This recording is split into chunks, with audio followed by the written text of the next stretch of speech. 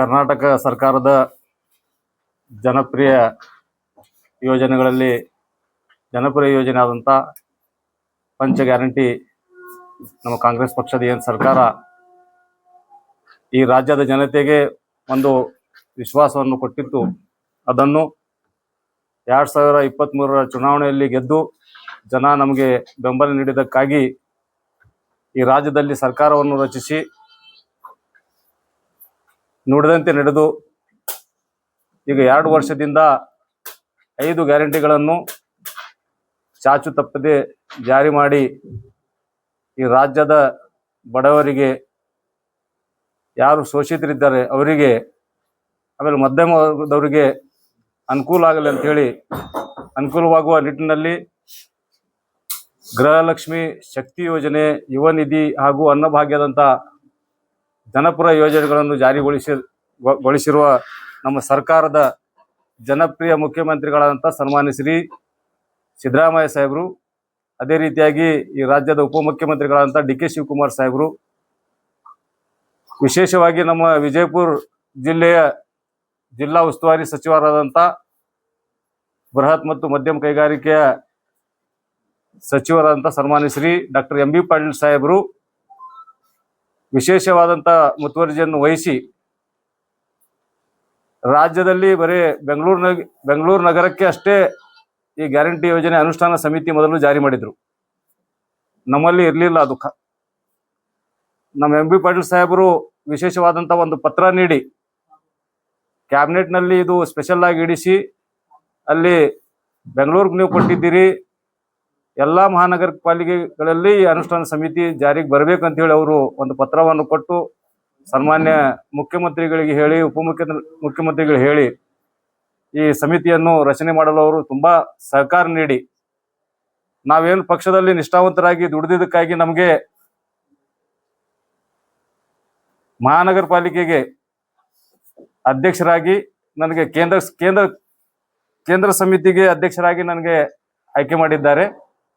ನನ್ನ ಜೊತೆ ಸದಸ್ಯರಾಗಿ ಬಬ್ಲು ಪಿರ್ಜಾದಿ ಅವರು, ವಸಂತ ಹೊನ್ಮೋಡಿರವರು, ಅದೇ ರೀತಿಯಾಗಿ ಸಂತೋಷ್ ಚವ್ಹಾಣ್ರವರು, ಆಮೇಲೆ ಇನ್ನೋರು ಉಪಾಧ್ಯಕ್ಷರು ನನ್ನ ಮಾಡಿ ಕೇಂದ್ರ ಸಮಿತಿ ರಚನೆ ಮಾಡಿ, ಕೇಂದ್ರ ಸಮಿತಿ ನನಗೆ ಅಧ್ಯಕ್ಷ ಇದ್ದಾಗ ಇವರು ಸದಸ್ಯರಿರ್ತಾರೆ ಇಲ್ಲಿ. ಆದರೆ ಇವರು 3 ಜನ 3 ವಲಯಕ್ಕೆ ಅಧ್ಯಕ್ಷರಿದ್ದಾರೆ. ಇವರು ವಲಯ 1, ವಲಯ 2, ವಲಯ 3ಕ್ಕೆ. ವಲಯ 1ಕ್ಕೆ ನಮ್ಮ ಸಂತೋಷ್ ಚವ್ಹಾಣ್ ಅವರು ಅಧ್ಯಕ್ಷರಿದ್ದಾರೆ, ಅದಕ್ಕೆ ಗ್ಯಾರಂಟಿ ಸಮಿತಿಗೆ. 2ಕ್ಕೆ ನಮ್ಮ ವಸಂತ ಹೊನ್ಮೋಡಿ ಅವರು, ಝೋನ್ 2ಕ್ಕೆ ಅವರು ಅಧ್ಯಕ್ಷರಿದ್ದಾರೆ. ಝೋನ್ 3ಕ್ಕೆ ನಮ್ಮ ಬಬ್ಲು ಪಿರ್ಜಾದಿ ಅವರು ಅಧ್ಯಕ್ಷರಾಗಿದ್ದಾರೆ. ಅದಕ್ಕೆ ನಮ್ಮೆಲ್ಲರ ಪರವಾಗಿ ನಾನು ಜಿಲ್ಲಾ ಉಸ್ತುವಾರಿ ಸಚಿವರಾದಂಥ ಸನ್ಮಾನ್ಯ ಶ್ರೀ ಡಾಕ್ಟರ್ ಎಂ.ಬಿ. ಪಾಟೀಲ್ ಸಾಹೇಬರಿಗೆ ತುಂಬ ಹೃದಯದ ಕೃತಜ್ಞತೆಗಳನ್ನು ಸಲ್ಲಿಸುತ್ತಾ ಅವರಿಗೆ ಧನ್ಯವಾದಗಳನ್ನು ಹೇಳ್ತೇನೆ. ಅದೇ ರೀತಿಯಾಗಿ ನನ್ನ ಜನಪ್ರಿಯ ಕಾಂಗ್ರೆಸ್ ಪಕ್ಷದ ವಿಜಯಪುರ ನಗರದ ಜನಪ್ರಿಯ ಮುಖಂಡರು ಹಾಗೂ ಆತ್ಮೀಯರು, PCC ಸದಸ್ಯರಾದಂಥ 2023ರ ಕಾಂಗ್ರೆಸ್ ಪಕ್ಷದ ಅಭ್ಯರ್ಥಿಗಳಾದಂಥ ಸನ್ಮಾನ್ಯ ಶ್ರೀ ಅಬ್ದುಲ್ ಹಮೀದ್ ಮುಶ್ರೀಫ್ ಸಾಹೇಬರಿಗೂ ನಾನು ಅನಂತ ಕೋಟಿ ಧನ್ಯವಾದಗಳನ್ನು ಅರ್ಪಿಸುತ್ತೇನೆ. ಯಾಕಂದ್ರೆ ಅವರ ಪಾತ್ರವು ನಮಗೆ ಈ ಅನುಷ್ಠಾನ ಸಮಿತಿ ಅಧ್ಯಕ್ಷರನ್ನಾಗಿ ಮಾಡಿ ಎಂದು ಇಲ್ಲಿ ನಾವು ಕೂಡ್ಲಿಕ್ಕೆ ಅವ್ರದ್ದು ಮುಖ್ಯ ಪಾತ್ರ ಇದರಲ್ಲಿ ಇದೆ ಅಂತೇಳಿ ನಾನು ಈ ಸಂದರ್ಭದಲ್ಲಿ ಹೇಳಲಿಕ್ಕೆ ಬಯಸ್ತೇನೆ.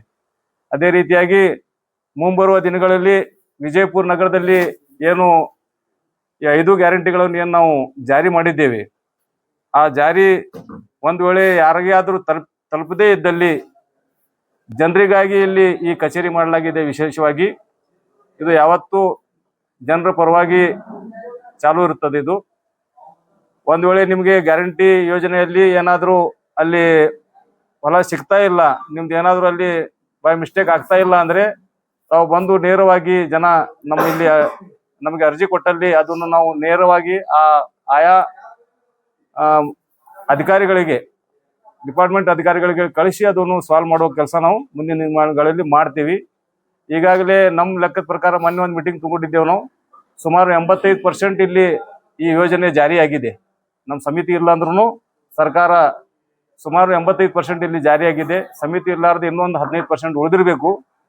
ಮುಂಬರುವ ದಿನಗಳಲ್ಲಿ ನಾವು ಅಧಿಕಾರಿಗಳ ಜೊತೆ ಚರ್ಚೆ ಮಾಡಿ ಅದು 15% ಮಾಡಿ 100ಕ್ಕೆ 100 ನಾವು ಇಲ್ಲಿ ಎಲ್ಲರಿಗೂ ಈ ಲಾಭ ಸಿಗ್ಬೇಕೆಂದು ನಾವು ಶ್ರಮ ಪಡ್ತೇವೆ.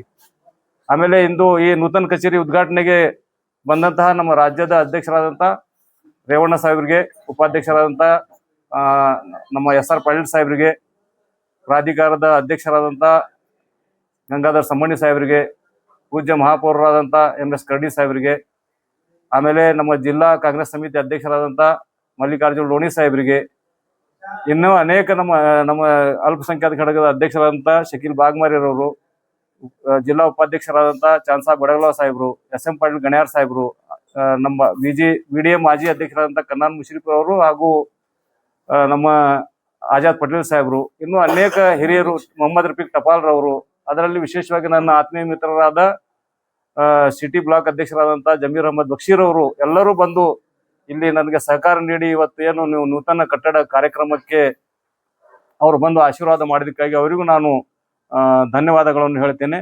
ತಾವು ಎಲ್ಲ ನಾನು ವಿಶೇಷವಾಗಿ ನನ್ನ ಪತ್ರಿಕಾ ಮಾಧ್ಯಮದ, ದೃಶ್ಯ ಮಾಧ್ಯಮದ ಎಲ್ಲ ಮಿತ್ರರಿಗೂ ನಾನು ನನ್ನ ಕಡೆಯಿಂದ ಹಾಗೂ ಎಲ್ಲ ನನ್ನ ಅಧ್ಯಕ್ಷರ ಕಡೆಯಿಂದ ತಮಗೂ ಧನ್ಯವಾದಗಳನ್ನು ಈ ಸಂದರ್ಭದಲ್ಲಿ ಹೇಳಲಿಕ್ಕೆ ಬಯಸ್ತೇನೆ. ಅದೇ ಸರ್, ಅದು ಗ್ಯಾರಂಟಿ ಯೋಜನೆ ಸಮಿತಿ ಏನವ್ರು ಮಾಡಿದ್ರು ರಾಜ್ಯದ್ದು, ಮಾಡಿದ ಮೇಲೆ ಕ್ಲಿಯರ್ ಆಗಿ ಅವ್ರಿಗೂ ಒಂದು ಪಿಕ್ಚರ್ ಇರ್ಲಿಲ್ಲ ಯಾವ ಟೈಪ್ ಮಾಡ್ಕೊತ ಹೋಗ್ಬೇಕು ಅಂತ ಹೇಳಿ. ಅವಾಗ ಏನ್ ಮಾಡಿದ್ರು, ಬರೀ ಜಿಲ್ಲಾ ಸಮಿತಿ ಆಮೇಲೆ ತಾಲೂಕಾ ಸಮಿತಿಗಳು ಮಾಡಿದ್ರು. ನಮ್ ಬಿಜಾಪುರ ಕಾರ್ಪೊರೇಷನ್ ಬರೋದ್ರಿಂದ ನಮ್ ಕಮಿಷನ್ ಅವ್ರು ಮಾಡ್ಲಿಲ್ಲ. ಅವಾಗ ಬರೀ ಬೆಂಗಳೂರು ಒಂದೇ ಡಿಕ್ಲೇರ್ ಮಾಡಿದ್ರು. ಇದಕ್ಕಾಗಿ ನಮ್ಮ ಡಾಕ್ಟರ್ ಅಬು ಪಾಟೀಲ್ ಸಾಹೇಬರು ಪತ್ರ ಕೊಟ್ಟು ಅಲ್ಲಿ ಕ್ಯಾಬಿನೆಟ್ ನಾಗ ಇಡಿಸಿ, ನಮ್ಮ ಅದರಲ್ಲಿ ವಿಶೇಷವಾಗಿ ಹಮೀದ್ ಮುಷರೀಫ್ ಅವರು ಅವರೆಲ್ಲ ಕೂಡಿ ಇದು ಶ್ರಮ ಪಟ್ಟಾಗ ಇವತ್ತು ಮತ್ತೆ ಸಕ್ಸಸ್ ಆಗಿ ನಮಗ್ ಕೊಟ್ಟಾರ. ಯಾವಾಗ ಅವಕಾಶ ಸಿಕ್ಕದ ನಾವು ಆ ಕೆಲಸ, ಜನರ ಕೆಲಸ ಮಾಡ್ಕೊತ ಈಗ ಹೋಗೋದು. ಏನ್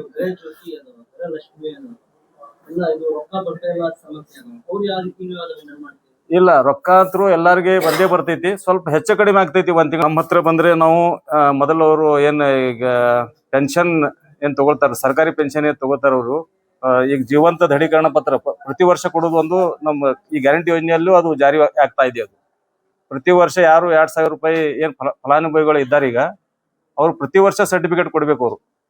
ಆದ್ರೆ ಹೇಗೆ ಇವರು ಪೆನ್ಷನ್ ಸಲುವಾಗಿ ಏನ್ ಕೊಡ್ತಿರಲ್ಲ, ಇವ್ರು ಬ್ಯಾಂಕ್ನಾಗ ಏನ್ ಕೊಡ್ತಾರ ಅದು ಈಗ ನಮ್ಗೂ ಮುಂದೆ ಕೊಡ್ಬೇಕಾಗ್ತದ. ಅವಾಗ ಏನಾಗ್ತದ, ಇದು ಸರ್ಕಾರಕ್ಕೆ ಗೊತ್ತಿರಂಗಿಲ್ರಿ, ಯಾರು ತೀರ್ಕೊಂಡ್ರು, ಯಾರು ಉಳ್ದಾರ, ಯಾರು ಇಲ್ಲ ಅನ್ನೋದು ಗೊತ್ತಿರಂಗಿಲ್ಲ. ಅದು ಕಂಟಿನ್ಯೂ ಜಾರಿಯಾಗಿ, ಯಾಕಂದ್ರೆ ಅದು ಡೈರೆಕ್ಟ್ ಅಕೌಂಟ್ಗೆ ಜಮಾ ಆಗ್ತಿರ್ತೈತ್ರಿ.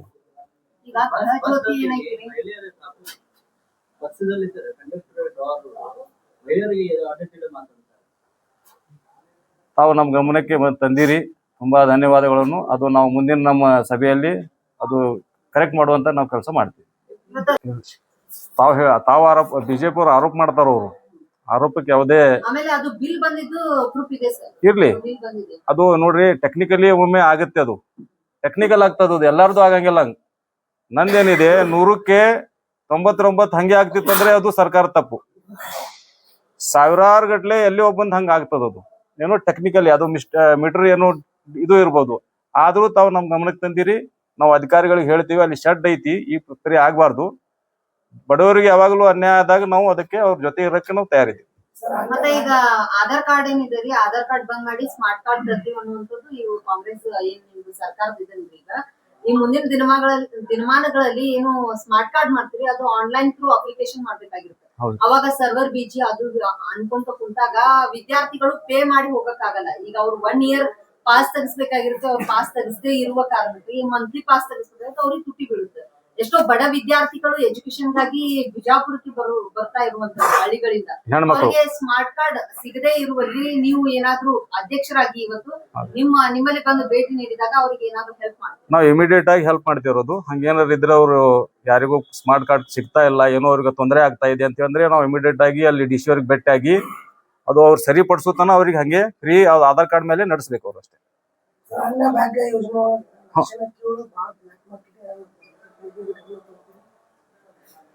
ಅನ್ನ ಭಾಗ್ಯದೊಳಗ ಬ್ಲಾಕ್ ಮಾರ್ಕೆಟಿಂಗ್ ಅದು ಹಿಂದಿಂದ ಎಲ್ಲಾ ನಡ್ಕೋತೆ ಬಂದಿದ್ದೈತ್ರಿ. ಆದ್ರೂ ತಾವ್ ನಮ್ ಗಮನಕ್ಕೆ ತಂದಿರಿ. ಇವೆಲ್ಲ ಈಗ ನಾವು ಇವತ್ತು ಇದು ನೂತನವಾಗಿ ನಾವು ಚಾರ್ಜ್ ತಗೊಂಡಿದ್ದರಿಂದ ಮುಂದೆ ಅದು ಅಧಿಕಾರಿಗಳ ಜೊತೆಗೆ ಇದೆಲ್ಲ ಅವ್ರ ಗಮನಕ್ಕೆ ತಂದು ಆದಷ್ಟು ಇದರಲ್ಲಿ ತಡಿಬೇಕು ನಾವು. ಯಾಕಂದ್ರೆ ತಡೆದಾಗನೇ ಅದು ಫಲಾನುಭವಿಗಳಿಗೆ ಒರಿಜಿನಲ್ ಫಲಾನುಭವಿಗಳಿಗೆ ಸಿಗ್ತದದು. ಇಲ್ಲಾಂದ್ರೆ ಅವರಿಗೆ ಅದು ಈ ಯೋಜನೆ ಲಾಭ ಸಿಗಲ್ಲ. ರಾಷನ್ ಅಂಗಡಿಯವರು ಮಾರ್ಕೋತಾರ ಅದು ಅಂದ್ರೆ ನಾವು ಹಂಗ ಅಥೆಂಟಿಕ್ ಆಗಿ ಹೇಳಕ್ ಬರಂಗಿಲ್ಲ ಸರ್. ಯಾಕಂದ್ರೆ ನಾವಾಗಿ ಅವ್ರಿಗೆ ಏನಾರು ಹಿಡಿದಾಗ ಮುಂದೆ ನೋಡೋಣ, ಅದು ನಾವಾಗ ಅವ್ರಿಗೆ ಹಿಡಿದಾಗ ಅದ್ರ ಬಗ್ಗೆ ನಾವು ಫುಡ್ ಡಿ ಅವರಿಗೆ ಆಮೇಲೆ ನಮ್ಮ ಜಿಲ್ಲಾಧಿಕಾರಿಗಳಿಗೆ ಗಮನಕ್ಕೆ ತಂದು ಅವ್ರ ಲೈಸೆನ್ಸ್ ಕ್ಯಾನ್ಸಲ್ ಮಾಡಿಸುವಂತ ಅದು ಮುಂದಿನ ಆ ವ್ಯವಸ್ಥೆ ಒಳಗೆ ಅದು ಮಾಡೋಣಂತ. ಎಲ್ಲ ನೀವು ನಾವು ಕೊಡಿ, ಅದಕ್ಕೆ ಸಹಕಾರ ಕೊಡ್ರಿ, ನಾವು ಮಾಡೋಣ. ಏನ್ರಿ ಅಕ್ಕಿ? ಹಾ,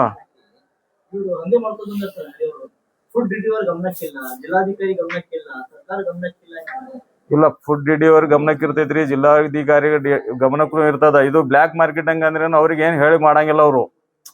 ಅವ್ರ ಹಿಂದಿನ ಭಾಗದಿಂದ ಒಯ್ತಿರ್ತಾರ, ಆದ್ರೂ ಪೊಲೀಸರು ಎಷ್ಟೋ ಸಲ ಹಿಡಿತಾರ. ನೀವು ನೋಡಿರಿ, ಅವ್ರೆಲ್ಲ ಸಿಕ್ಕೋತಾರ, ಅವ್ರ ಮೇಲೆ ಕೇಸ್ ಆಗ್ತಾವ. ಅವ್ರ ಶೀಜ್ ಏನ್ ಗಾಡಿಗಳು ಇರ್ತಾವ, ಶೀಜ್ ಆಗಿದ್ರೆ ಒಮ್ಮೆ ಅದು ವರ್ಷನ್ ಗಟ್ಲೆ ಏನ್ ಹೊರಗೇನ್ ಬರಂಗಿಲ್ರಿ. ಮುಂದೆ ಅದು ಕೋರ್ಟ್ ಡಿಸಿಷನ್ ಮಾಡ್ತದ ಅವ್ರ ಬಗ್ಗೆ. ಆದ್ರೂ ಜನಾನು ಏನೈತಿ ಅದಕ್ಕೆ ಎಲ್ಲಿ ಇರ್ತದ ಜನಾನೇ ಹಿಡಿದು ಬಿಡ್ಬೇಕು ಅವ್ರಿಗೆ, ಅಂದ್ರೆ ಅದು ನಿಲ್ತೈತಿ. ನಮ್ದು ಸುಮಾರು ಎಲ್ಲಾ ನಮ್ಮ ಸದಸ್ಯರು ಕೂಡಿ 22 ಜನ ಇದ್ದೀವಿ ನಾವು. ಮುಂದಿನ ಮೀಟಿಂಗ್ ನಲ್ಲಿ ಫಸ್ಟ್ ಇದೇ ಮ್ಯಾಟರ್ ತಗೊಂಡು ಫಸ್ಟ್ ಆ ವಿದ್ಯಾರ್ಥಿಗಳ ಸಲುವಾಗಿ ನಾವು ಹೋರಾಟ ಮಾಡ್ತೀವಿ, ಮಾಡಿ ಅವ್ರಿಗೆ ಅನುಕೂಲ ಮಾಡಿಕೊಡ್ತೀನಿ.